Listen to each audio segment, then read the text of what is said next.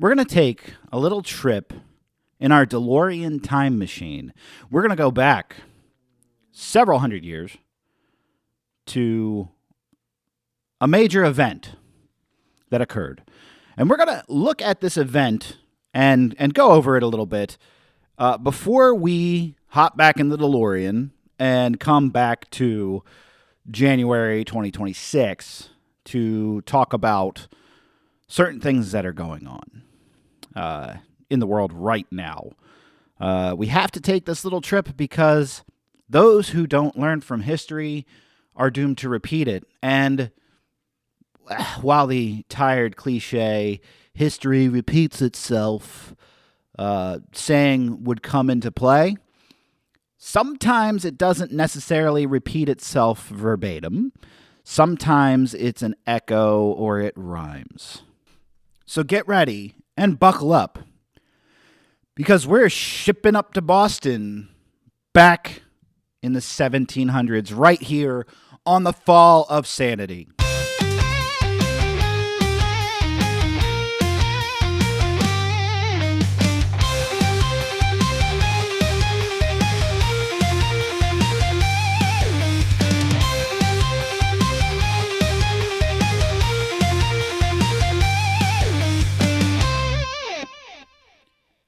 It was a frigid February in Boston in the year of 1770, but you wouldn't have known that from the burning tension between angry, passionately protesting colonists and iron-fisted British troops. There's much to unpack with what helped develop such unruly protests from the colonists, but a variety of acts, including the Stamp Act of 1765 and the Townshend Acts that followed, created an environment of bitter resentment and disenfranchisement among the colonists. Protesting at this point was almost synonymous with Boston, which was continually on the radar for King George III and the British Parliament. In 1768, Wills Hill, also known as the Most Honourable Marquis of Downshire, was bestowed a new appointment as the Secretary of State for the Colonies, which meant he actually was known as the first Earl of Hillsborough, whatever the fuck that means. I'm not up to snuff on my British anything. They lost the damn revolution that followed. That's beside the point. But in that role of Secretary of State for the Colonies, the behavior of Bostonians became incredibly concerning to the Marquis of Downshire. In April of 1768, Lord Downsborough Face sent a letter to the colonial governors of America with instructions to dissolve any colonial assemblies that responded to the Massachusetts Circular Letter. Now, that document was a letter which was written by good old rabble-rousers Sam Adams and James Otis Jr., passed by the Massachusetts House of Representatives, and subsequently shared with the other colonies at the behest of the massholes who drafted it, urging them to join in this denouncement of the Townshend Acts, because they believed it was unconstitutional as they had no representation in British Parliament. Now, there was some arguing back and forth over whether that was a call to have representation in British Parliament. Sam Adams and the revolutionaries would have told you absolutely not. They didn't even want the representation in British Parliament. They wanted independence. They wanted to push and have a separation. And because of that, they said, you can't tax us. Like, you can't tax us for this shit because we don't have representation, nor do we want it. You don't have the right to tax us. That was their drive home point. Not only did the Downshire ask for that, he further ordered Massachusetts Governor Francis Bernard to order the Massachusetts House to rescind the letter entirely, to which Sammy and the revolutionaries said, fuck you, we're not doing that. We are so never ever getting back together. Like, fuck off. That letter stands. And as you can imagine, British Parliament, King George didn't take too kindly to that. With growing issues, Boston's chief customs officer, Charles Paxton, wrote to Lord Hillsborough requesting military support, suggesting that the governing body was in the hands of the people, and the people of Boston really didn't care for any Britishy things anymore. Like, vehemently didn't care about Britishy things anymore. Like, they were saying things like, fuck you, we're not taking back the letter. Commodore Samuel Hood responded to that request by docking the 50-gun warship HMS Romney in May of 1768, and shortly thereafter in June, customs officials seized a sloop named Liberty belonging to one John Hancock. You might remember him as the guy that put his name really fucking big on the Declaration of Independence, on the grounds that the ship had been engaged in smuggling. The Bostonians had already been in an uproar because the captain of the Romney had been going around and sort of impressing, which is another way of saying forcing, sailors into servitude in the army. Well, riots started ensuing at that point. Now, Lord Hillsborough, not pleased with what was being reported to him, then instructed General Thomas Gage to send, quote, a force as you shall think necessary to Boston. Basically saying, hey, they're being dickheads. Send a bunch of troops there so that they see y'all, and like every day. Because they're being dickheads. More or less. Gage responded by sending 4 regiments beginning in October of 1768. By 1769, 2 of those regiments were removed, but the lucky men of the 14th and 29th Regiments of Foot remained in place. That will lead us to the 22nd of February in 1770, where we meet young Christopher Sater, born in 1758, as the son of poor German immigrants. Christopher joined a crowd outside of the home of Ebenezer Richardson, a customs officer who had tried to disperse a protest in front of a shop of loyalist Theophilus Lilly. The crowd had become angry, throwing stones at Lilly's house, breaking windows, and striking his wife. Richardson fired a gun into the crowd, wounding Christopher in the arm and the chest. Christopher dies later that evening, and the following Monday, the Boston Gazette reports of one of the largest and massive memorial services ever conducted, with some 2,000 attendees, with many raising funds in the hopes to build a monument to the young martyr. In the aftermath of the killing, gas was being dumped on the already hot dumpster fire that was engulfing Boston, Massachusetts. Unruly mobs of colonists were often described as seeking to harass soldiers, and soldiers were often described as looking for confrontation. In other words, 2 inflamed sides now had a very, very short list of reasons to willingly get in each other's faces. Within a few short weeks, on March 5th, 1770, we come to one of the most pivotal moments in pre-Revolutionary War American history. Private Hugh White was posted on guard duty outside of the Boston Customs House on King Street, which is present-day State Street. Captain Lieutenant John Goldfinch happened to be passing by at this time when a young 13-year-old boy by the name of Edward Garrick, a wigmaker's apprentice, called out to Goldfinch saying, "There goes that asswipe who hasn't paid my master for powdering his wig." Okay, so maybe he didn't actually say that, but from all accounts, Edward Garrick, this 13, possibly 16-year-old boy, had been following around Goldfinch and verbally harassing him, mostly over this. Hey, he got a service done, and he hasn't paid my master. He owes my master money. That cheap bum. Basically, that's what he's doing. Goldfinch is reported to have paid the boy no mind by his own testimony later down the line, because after all, he was just some punk teenager anyway. Like, who the hell cares what this kid says? But also, he had a receipt in his pocket at the very event saying that he had settled the account the previous day with the gentleman. Private White, however, called out to the boy and said, "You little shit, you should respect the officer." All right. Again, maybe I'm being a little facetious. Maybe he didn't say, "You little shit." But he is quoted as saying, "He is a gentleman. If he owes you anything, he will pay it." The two eventually exchange insults. This is Private White, the sentry on post outside the customs house, and Edward Garrick, the punk-ass teenager kid. So now they're insulting each other. Allegedly, depending on what counts you read, Garrick may have had friends with him. This may have been a little rabble-rousing teen group going around and just name-calling at the British soldiers. There may have been snowballs thrown at Goldfinch and may even have had a finger or two poked at his chest. Now, in any case,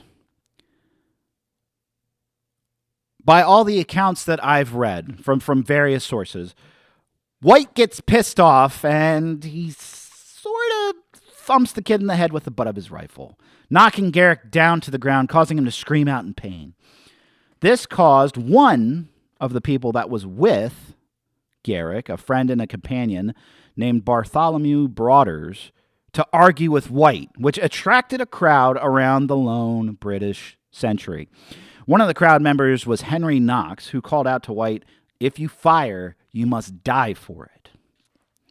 With the crowd growing larger and more fiery, somebody began ringing church bells, oftentimes which was done as a custom to warn of a fire, which brought out more people into the fray. Some 50 Bostonians, led by Crispus Attucks, reported to be armed with clubs and sticks, joined the crowd as well. White, hopelessly surrounded, notified runners to retrieve reinforcements. Captain Thomas Preston was the officer of the closest barracks. According to Preston's report, he dispatched a non-commissioned officer and 6 privates from the 29th Regiment of Foot to relieve White with fixed bayonets. The soldiers were Corporal William Wems, sorry, tongue twister there, Privates Hugh Montgomery, John Carroll, James Hartigan, William Macaulay, William Warren, and Matthew Kilroy. Together, led by Captain Preston, they marched to King Street. Pushing through an enraged crowd, Knox again made his voice heard, grabbing Captain Preston by the coat and saying, "For God's sake, take care of your men. If they fire, you must die." Preston acknowledged that he knew how tense this situation was. Upon reaching White on the stairs of the custom house, the soldiers loaded their muskets, took up a circular formation as Preston began shouting at the crowd, ordering them to disperse. The unruly mob grew from 50 or so people to now an estimated 300 to 400 people, all whom surrounded the 9 British soldiers. The crowd was armed with clubs and sticks, throwing snowballs and small objects at the soldiers, taunting and yelling at them to fire their weapons. Richard Palms, an innkeeper, approached Captain Preston while carrying a cudgel, asking if the soldiers' muskets were loaded. Preston affirmed that they were, but that none would be fired without his order. At this point, an object, likely snow or ice, was thrown hard enough to strike Private Montgomery, knocking him down and possibly causing him to lose hold of his musket. It is said he quickly recovered it and fired into the crowd. Then a ragged series of shots ring out from the soldiers' muskets, while Preston hastily ordered the men to cease fire. In the chaos, 3 Americans die instantly. Rope maker Samuel Gray, mariner James Caldwell, and Crispus Attucks. Several others are wounded. The crowd moves away from the area, but are still gathered in the nearby streets, while Captain Preston has dispatched most of the rest of the 29th Regiment to secure King Street and post outside the State House. Acting Governor Thomas Hutchins is summoned to the scene and forced into the State House. From the balcony, he beckons to the angry crowd to disperse, and if they do, a fair inquiry into the incident will be carried out. At that point, the crowd seemingly begins to slowly break apart and go home for the night. The next morning, Captain Preston and the 8 soldiers are arrested. Ongoing tensions cause troops to be withdrawn from the immediate area in hopes to dampen the flames. On March 27th, Preston and the 8 soldiers, as well as 4 civilians who were in the customs house and alleged to have fired shots on that fateful night, are all indicted for murder. In the days and weeks following the incident, propaganda battles ignited between patriots and loyalists, publishing pamphlets that told vastly different narratives of the fateful night. The Boston Gazette claimed it was all part of a grander scheme of the British Crown trying to quell a spirit of liberty, citing the quartering of troops in the city. Most famously, Paul Revere circulated a print of the event, an image that he did not draw. He did a print of it, of the event, where it appeared that it was a deliberate and planned attack from ruthless, cutthroat British soldiers upon a peaceful crowd of innocent colonists. Now, in that time period, with tensions running hotter than the surface of the sun, you'd had to have been out of your goddamn mind to think that someone would have had enough money to pay for legal counsel for these soldiers. Not even just the money, the reputation. We have fiery patriots, as we call them now, fiery patriots, calling for the heads of these British soldiers for their murderous behavior. So not only are you going to need a hell of a lot of money to try to find a defense for these guys, but you're shit out of luck trying to find somebody that's going to willingly stand up and defend these guys at this time. After all, most people outside of Boston for this event were reading the pamphlets and the circulars.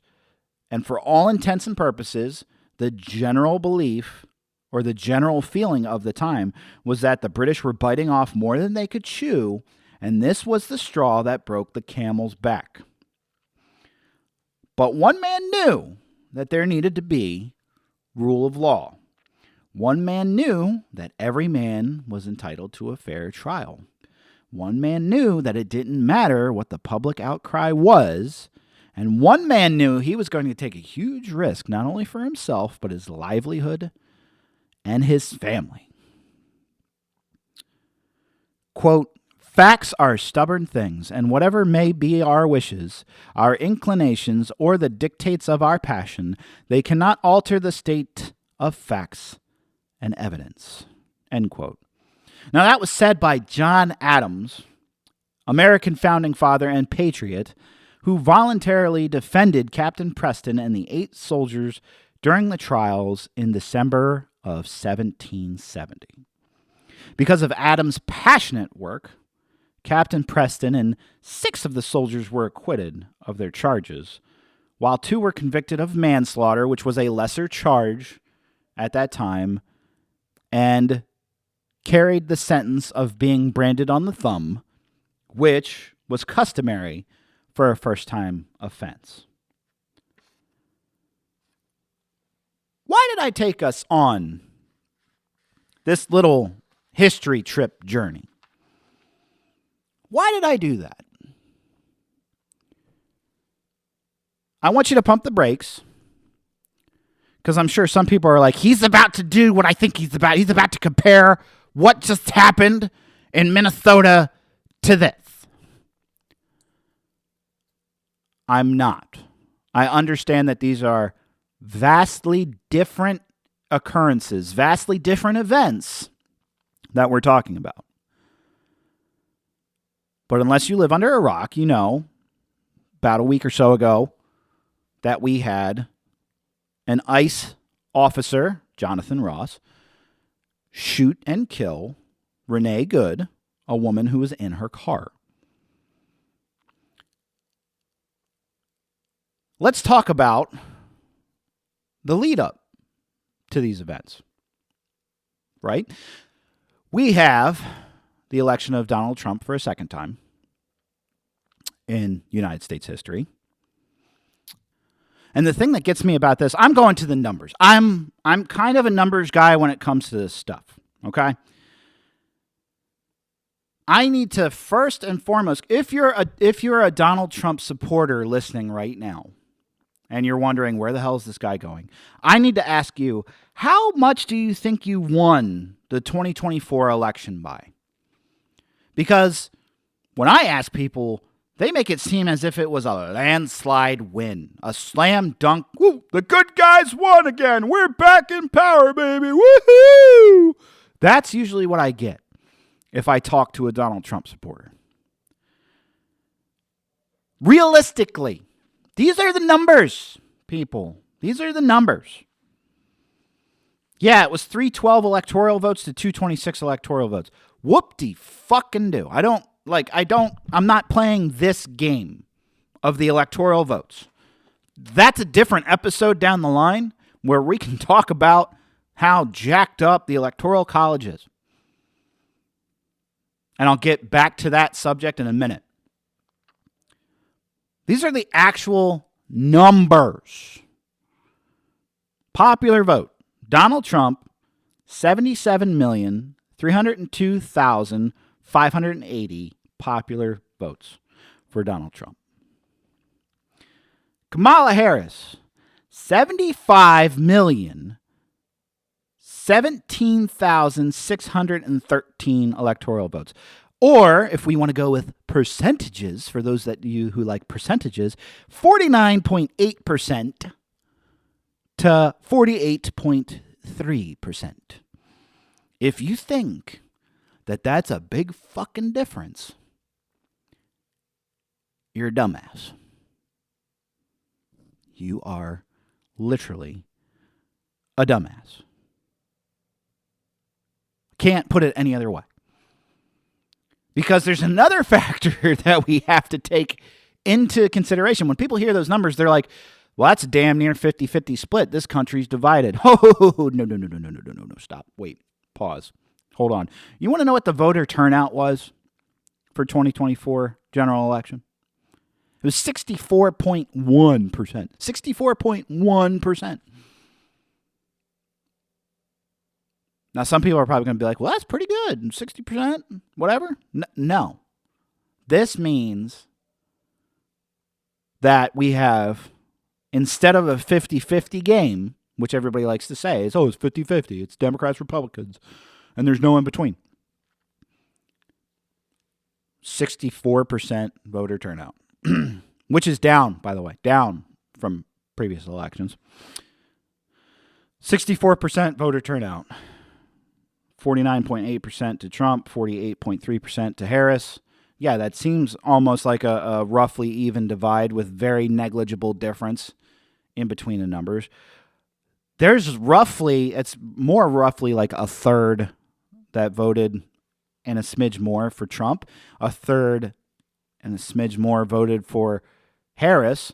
And then a third and a smidge more, or a third, didn't vote at all. Just didn't vote at all. We can go into reasons why those people didn't vote. Different people are going to tell you different things about people who couldn't vote, people who just chose not to vote at all, like people who choose not to vote at all. There's a laundry list of reasons, right? But regardless, that was the vote totals. Okay, so what I'm seeing here is that we have huge problem. We have a huge problem here in America of not being on the same page, is what I say. So a lot of people on the Donald Trump side think, hey, we're the good guys. We're the righteous guys. Bear with me. People who I'm going to dumb this down, okay? I'm going to dumb this down to the Republicans and the people who wear a red hat. I'm not saying that as, a disparaging propagandist term. I'm just saying Republicans are always represented by red and Democrats are always represented by blue, right? So the bleeding heart liberals are the blue hats and the diehard MAGA Republicans are the red hats, okay? So we have two extreme sides wearing different color hats, right? This is how I'm going to explain it, right? So the red hats are in power now. They think that's a good thing. They also think that they're the majority because, well, they won the election, right? You can't win the election if you don't have the majority, right? except it's not really a majority. Kind of went through that bit. It's not really a majority. So all the red hats, right?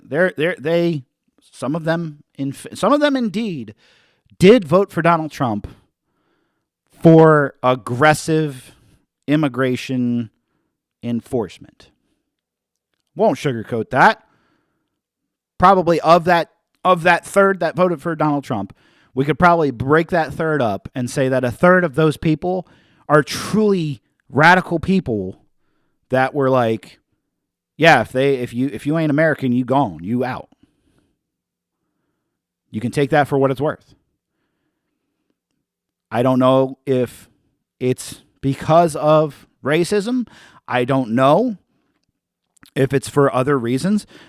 Maybe there's people in that mix that truly believe that it is a crime just being present in the United States but not having a legal status. I don't know.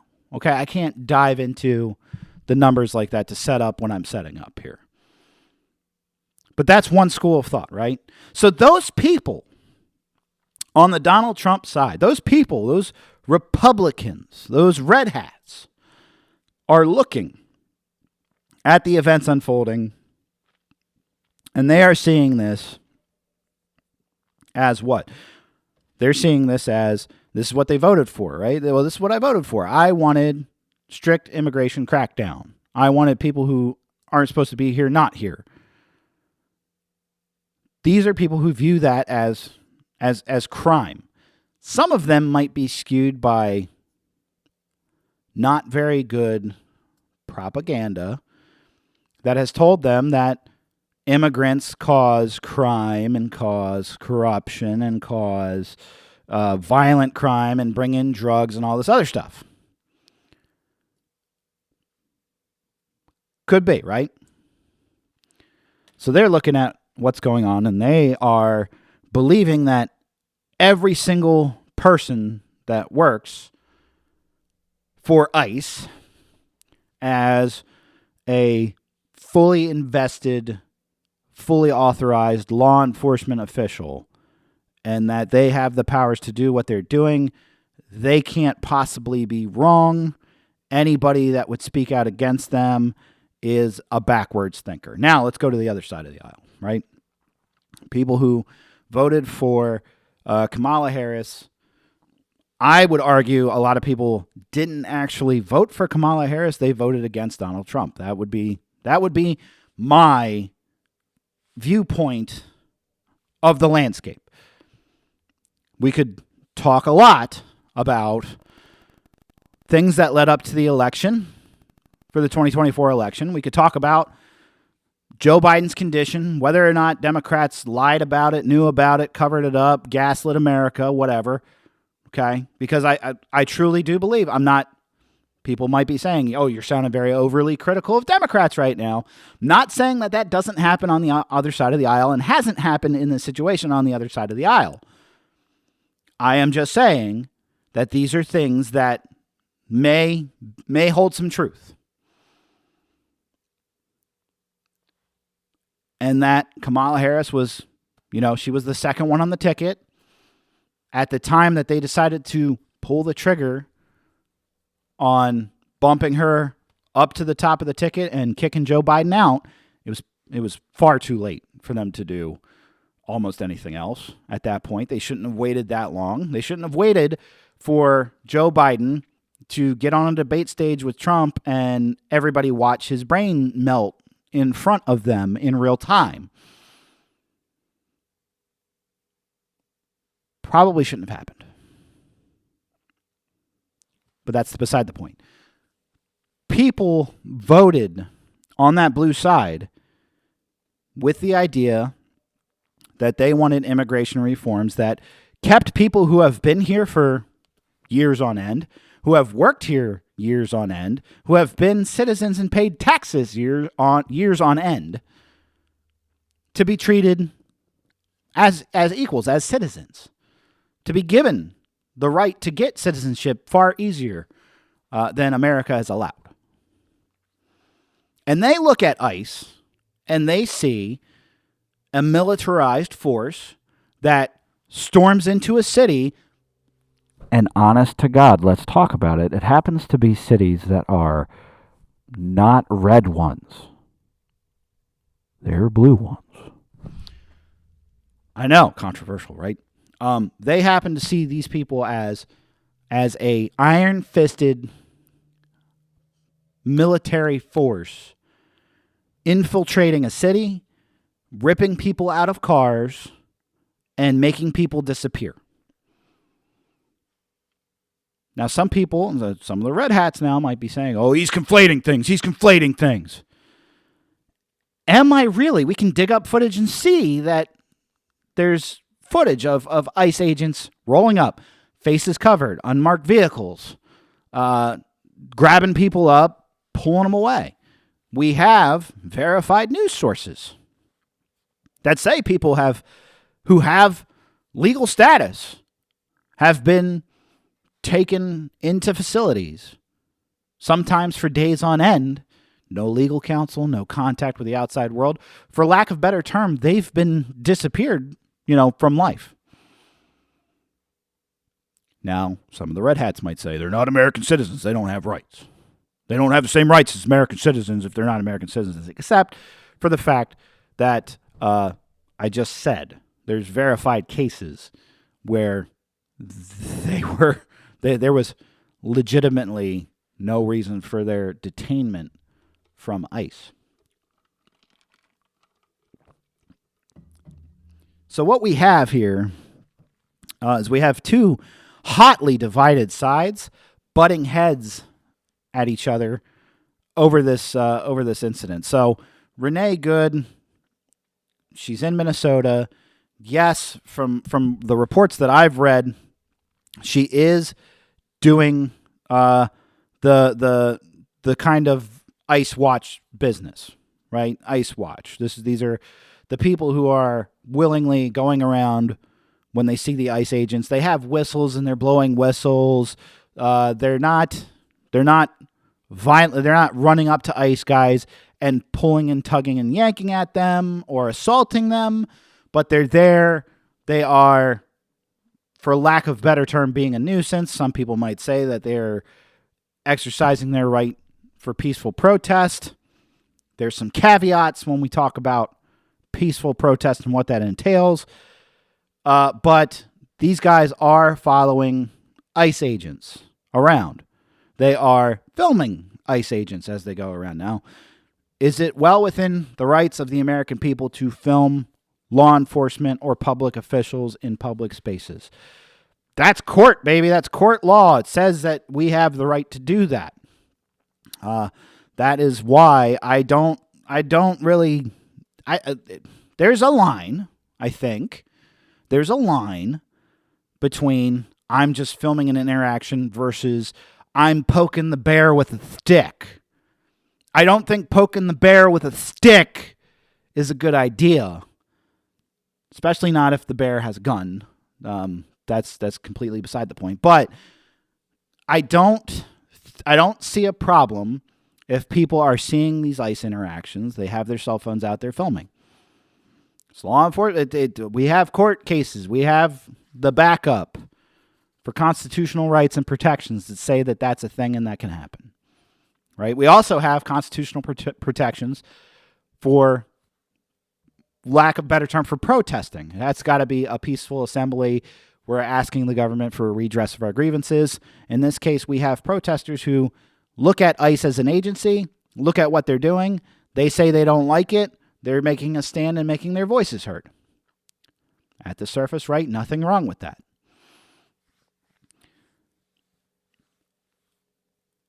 Watching the video, and I've watched the short clips and I've watched the longer clips, right? We have Renee Good in her car.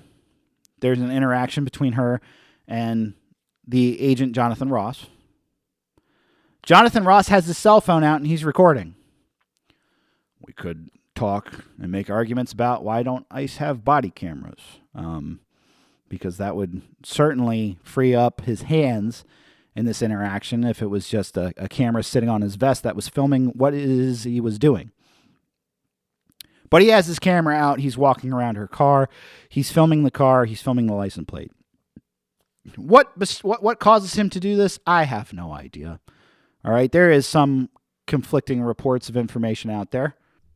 But regardless, she drives down this road. Now, if we look at was she blocking traffic or not, there's conflicting reports saying that she was blocking traffic, that she was letting cars pass through, what have you.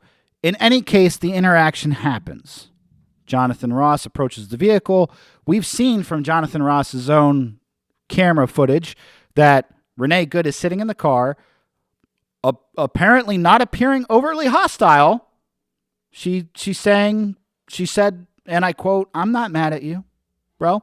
Now her wife is on the outside of the car filming the agent as well. Nothing here so far is truly criticizable by anybody. I don't think at the surface anything is criticizable here. We have the officer, he's filming. Why is he filming? Probably as a means to protect or document whatever it is that he's doing. Again, why he doesn't have a body camera is a completely different issue and rabbit hole that we could go down. In the meantime, her wife is sitting there filming the agent. It is what it is. Okay? Then we have the confrontation afterwards, where there are reports of agents, because Ross is now, it's going beyond one agent. Ross is there. Now several other agents are in the mix. We have reports that conflicting commands are being given, with one apparently telling her to leave the scene while another drives up in an unmarked truck, immediately gets out and tells her to get out of the car, approaches the vehicle, puts his hands in the vehicle as if he was going to open the door and rip her out of the car. Ross has circled around the SUV twice. He had just circled around the back and passenger side and came around the front, at which point, as she's being told to get out of the vehicle or get out of the area, conflicting reports, conflicting commands maybe, who knows. Her wife tells her, "Drive, baby, drive." She reverses the car, turns the wheel, takes off. Jonathan Ross may or may not have been touched by the vehicle. Now that could be a whole nother can of worms that we open up. Should you step in front of a vehicle if you're trying to make a stop on somebody or not? I don't know. There's some details there that I don't know. But Ross fires at least 3 shots. 1 through the front windshield, 2 through the driver's side window. We then see Good's vehicle quickly accelerate down the road and crash into another car. All right. At some point beyond that, she's pronounced dead. There's reports about how the scene was not secured.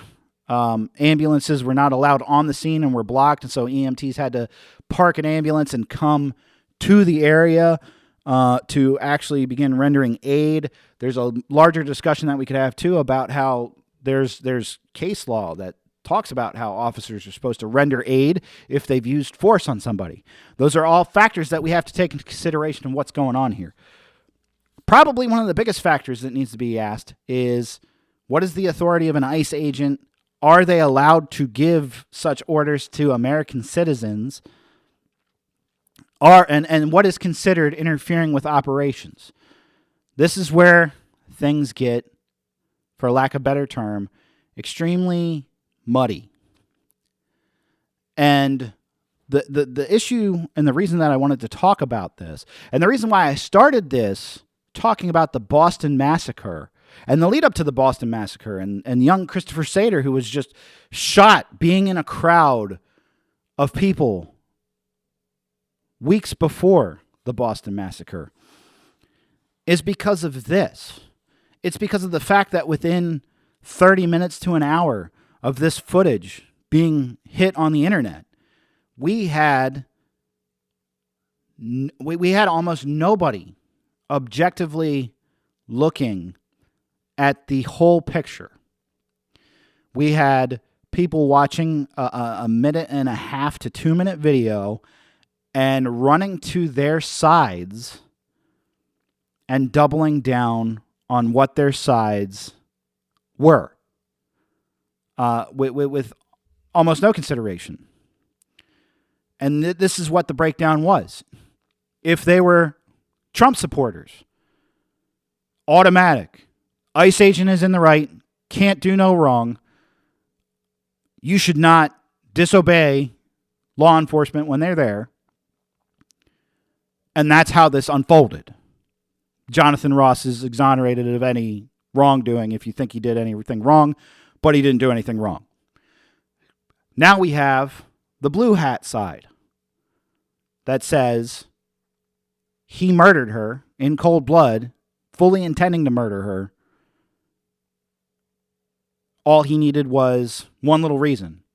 He created the incident, he instigated the incident, and then he murdered her because he wanted to do it. Stepping back, this is a really hard issue.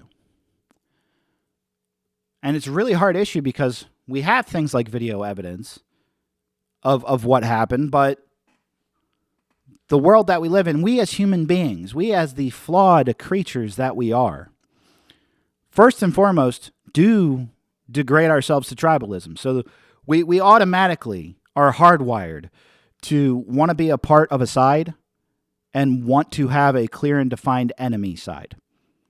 It's just how we are. It's just how it is. So the blue hats absolutely believe or absolutely think that the red hat side is wrong. Not only is the red hat side wrong, they're deplorable. They are subpar. Everybody that voted for Donald Trump voted for Renee Good to die. That's the mindset. Now, mind you, this is the extreme fringes mindset. I'm not saying that every Democrat voter, I'm not saying that everybody who hates Donald Trump sits and looks at the numbers and says, my God, I can't believe I'm living with these fucking people because they're the worst fucking people on the face of the planet. That's not everybody, but that is what sells. That is what gets people fired up.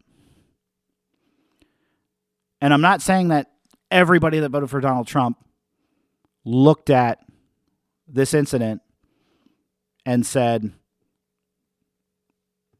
ICE is fine, Jonathan Ross is fine, that lady shouldn't have been doing what she was doing. The only appeal that I can come to is from the middle somehow. And that's extremely hard to do. That's extremely hard to do because at the end of the day, nobody should be happy that anybody got killed. I would certainly hope that nobody is sitting there going, good, should have happened. Because then you don't have your humanity. You're not thinking with your humanity. We talked about the factors of this. So I heard a really good litmus test on a podcast that I listened to. It's called We're Not Wrong. It's hosted by Justin Robert Young, Andrew Heaton, and Jen Briney. And the reason that I listened to that show, you're not going to hear me talk about a lot of podcasts that I listen to, by the way. But the reason why I listen to that show is because they have three different unique opinions on what's going on. They're not 100% in lockstep with each other. And Justin brought up a good litmus test for this. And the litmus test is this.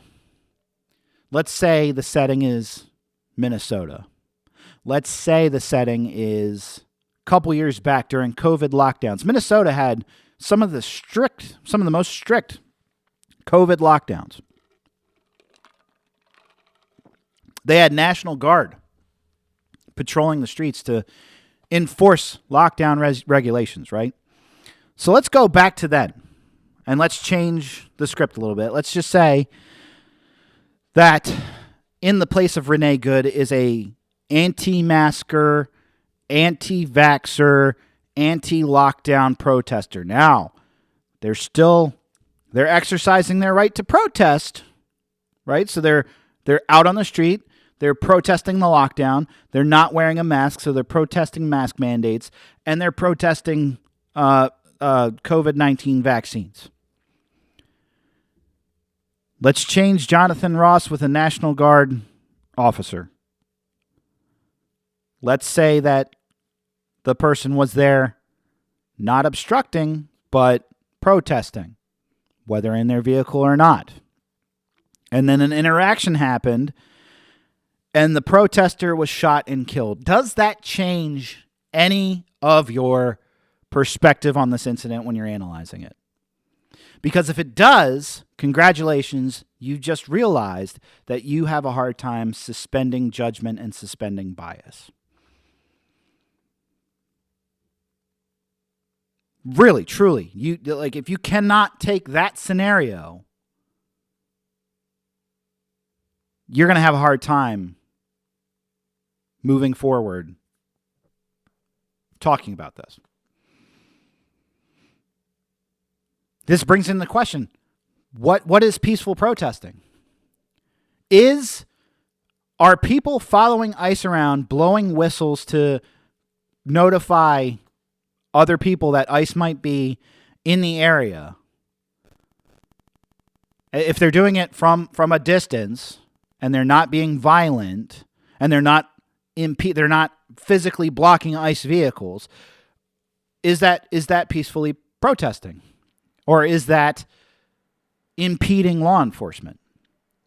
Now, if that's impeding law enforcement, if just making noise, if just knowing that they're in the area, making noise because you've seen them, if that is impeding law enforcement, then I have to ask, if you have Google Maps, if you have Waze on your phone, and you're using the maps, and the little blip pops up that says, police in the area, are they still there? And you click yes, because maybe the police set up there and it's a speed trap.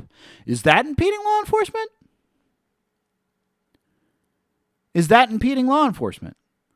Because I can tell you right now, I know that sometimes on the red hat side, there's the law enforcement can do no wrong. You obey the law enforcement. You obey the cops. You be respectful. You do this. You do that. And nothing bad will happen as long as you do those things. And you're expected to do those things. There's those people, but I know those people have fucking Google Maps and they have Waze, and they go, oh damn, there's a cop in the speed trap there. Boop. Well, or you flick your headlights. There's actually law in some states that say you can't flick your headlights if you go past a police trap to warn the other drivers that the police are there, right? Why? Because you're impeding on law enforcement. But then if you ask law enforcement, they're like, hey, we love Waze. We love the fact that they're saying we're sitting up there, because then by the time people scoot by, they're obeying the speed limit. Job done. I know law enforcement that says that. What about ICE? ICE is a federal agency, right? We know that the mayor of Minneapolis got on a press conference after Renee Good was shot and killed and said, ICE, get the fuck out. This is another aspect to this argument, right? I think several years back there was this push by a lot of Democrat states and cities in which they publicly said, like, we're not going to be enforcing federal law. Like, if it's immigration law or whatever, if we have illegal immigration, we're going to deal with it at the state level however we want to deal with it. We're not going to do XYZ thing with the federal government because it's your job, it's your jurisdiction, you need to take care of it. So then the federal government sends in ICE to take care of their laws, and the states are saying, get out of my state. Does the state have the right to say, federal agents, you can't come in here and enforce federal law? It's basically what you asked for. It's basically what you said. You said, we're not going to enforce it. You got to enforce it. But then when they come to enforce it, now it's get out of my state because I don't want you here. Now, all this being said as well, there's this angle that kind of gets at me. Because I know that the threat of me being approached by a law enforcement officer in general, let alone an ICE agent, is very minimal, that I will probably not be asked anything at all. I will never be asked to prove my citizenship, I don't think. But that begs the question, what allows an ICE agent to go up to anybody at any point to ask for identification? I know it says, I've done some research. I don't know a lot, but I've done some research that would tell me that there needs to be grounds of some kind of probable cause for an ICE agent to have an interaction with you in which they are going to then declare that you have to prove your citizenship. This is the other aspect of the argument. And this is what I really, truly don't understand on the conservative or limited government side of the argument, the conservatives and the Republicans that have that mindset of, I want a small government, this, that, and the third thing. Individual rights, right? Do you want to live somewhere where when the government official approaches you and says, where's proof of your citizenship? Where's your ID? Where's this? Where's that? And there's no other grounds for them asking you, do you want to live in a place where that happens? Because I don't. Maybe that's the libertarian rabble rouser, person in me. The person that's skeptical of power. Like, I am very, very skeptical of government power. What we're seeing unfold right now, not just with this ICE situation, but moreover with taking Maduro out of Venezuela, threatening to put tariffs on anybody that supports us not being able to buy Greenland, even though Greenland has basically told us to go fuck ourselves. But Donald Trump just can't let it go. He can't, we need Greenland for this, that, and the third thing. I wonder what we need it for. Wonder if it has anything to do with warfare. I wonder why the whole thing is about how we need to get Greenland now. And now we're kind of being aggressive, and he's saying that he's going to tariff 10% on anybody, on Greenland and anybody that opposes us trying to obtain Greenland. But you know where the tariffs go? They go right on your fucking goods, people. They go right on, you're paying the fucking tariffs. The other countries ain't paying the tariffs. That cost is getting passed directly on to you. Which tells me that Donald Trump doesn't give a fuck about us enough to say that I'm going to do this thing. I'm going to do this thing because I want this done for America for X, Y, or Z reason. This is a guy who obsesses over wanting to get a Nobel Peace Prize. Machado just gave him her Nobel Peace Prize, and he made a big to-do about it. And I'm like, dude, that's like me going on WWE Shop, buying a WWE Championship fucking belt, putting it on, walking around in public and going, look at my championship belt. Look at my championship belt that I fucking bought from WWEshop.com. Doesn't mean a damn thing. Doesn't mean a goddamn thing. And it just brought me to the realization that this is very, very much... I have some very, very bad feelings about what is happening right now in the span of the last year or so, where we're at, because tensions are getting far, far too hot right now. They're getting far too hot for us to manage. We are becoming far more polarized by it. We are doubling down on our side of. We are doubling down on our division. We are doubling down on our division, and our side being the good and just and righteous side, and the other side being the scum of the earth. I didn't bring up the Boston Massacre to liken the two events to being the exact same thing, because they're wildly different. What's not wildly different is the propaganda, is the control mechanism. And while I criticized people for rushing to judgment, right? Here's an aspect that I almost forgot, and I'm glad it popped back into my head. But what did the Trump administration do within an hour or so of this? The Trump administration came out and said Renee Good was a domestic terrorist. That's a strong label to put on somebody who, for lack of a better term, did nothing violent that day. but she's a domestic terrorist. That's just a buzzword to get his side going. Yeah, domestic terrorism. She bought and earned what she got.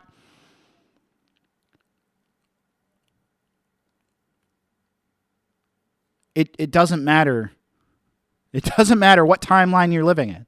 I'm sure in the 1700s in Boston, we had the radical patriots who were spinning the Boston Massacre and getting their narrative out about this was a bloody slaughter. That's why they called it the Boston Massacre. Because massacre gives you the image of what? Gives you the image of one pure side getting wiped out by a side of iron-fisted pure evil. That was the narrative. That was what the Patriots wanted to push out. Loyalists wanted to push out that the colonists are an angry, uncontrollable mob. Look at these. The colonists are angry, uncontrollable mobs. They are drunken sailors. They are pelting soldiers. They are doing all these bad things. Let's not talk about the fact that we're taxing them without representation and that they've asked us to stop doing that. And so we sent the soldiers there and we stirred some shit up. But the colonists are out of control. There was a build-up to it. It started on a small level. The tensions increased. Violence got introduced into it. Before the Boston Massacre, violence got introduced into it. From officials wearing a uniform representing a government. And then the citizenry struck back. And that's what really worries me. That's what really worries me, because people get to a point of talking doesn't matter. So I'm sure in Boston in the 1700s, you had those two extreme sides, probably a third of the people and a third of the people, while the rest were sitting on the sidelines thinking to themselves, oh my God, this is the worst fucking time period to live in. But here we are again, 2026, and oh my God, this is the worst fucking time to be living in, period. It's not. It's not the worst fucking time. There is a ray of hope out there. The problem right now,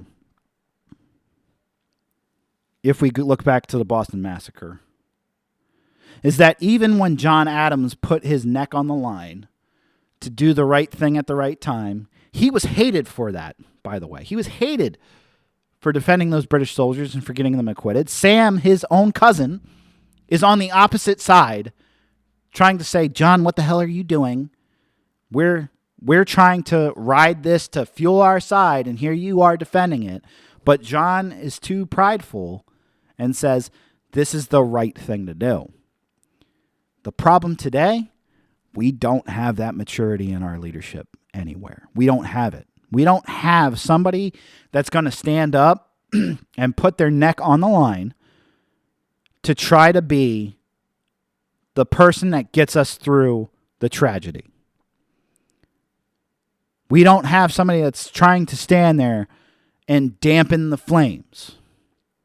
We just have opportunistic cutthroats in the driver's seats, driving the people harder and harder and further.